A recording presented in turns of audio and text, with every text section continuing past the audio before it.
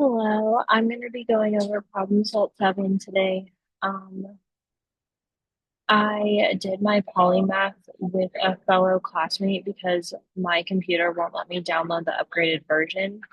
But we did do it together, um, just so you know when you're grading for this problem set.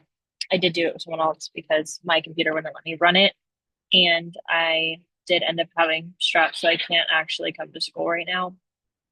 But for problem 7.3, I solved for the composition of the stream leaving on the isothermal plug flow reactor where two gas phase reactions occurred. The feed entered at 4 to 1 molar mixture of N2 and with a flow of 360.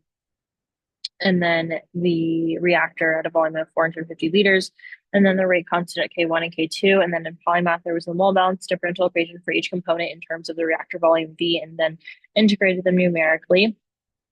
The rate of disappearance of A and then the formation of D were used to express the molar flow changes of dF of A over dV equals RA, and then dF of B for dV equals RB. And then the program solved these simultaneously for V equals 0 to 450 liters. And then from the calculated results, the outlet values show A is nearly consumed while B has partially reacted. The main products are C, D, and E in the inner N2. These mole fractions correspond to the composition of the stream leaving the reactor. The concentration of the flow profiles plotted versus V confirm that A decreases sharply, B rises, then falls as it is consumed in the second reaction, and the products C, D, and E increase until reaching their final steady state values.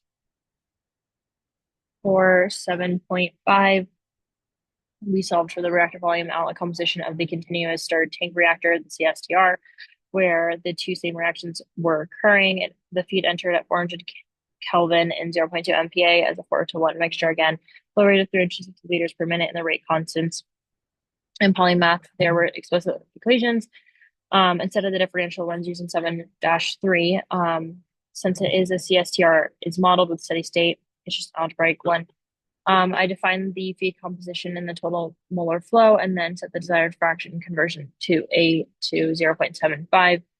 The rate of disappearance of A was calculated where C of A equals F of A over FT, concentration of A inside the reactor. And then using the CSTR design equation, polymath solved for the reactor volume required to achieve the conversion, giving volume equal to 229.5 liters. And then next calculated how much B forms based on the stoichiometric of the first reaction and the subsequent composition in the second reaction.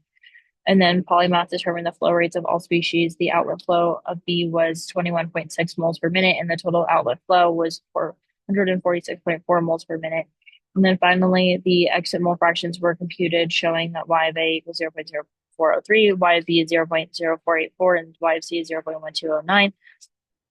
Overall, meaning that the reactor volume is about 230 liters and it's needed around 75 conversion of A.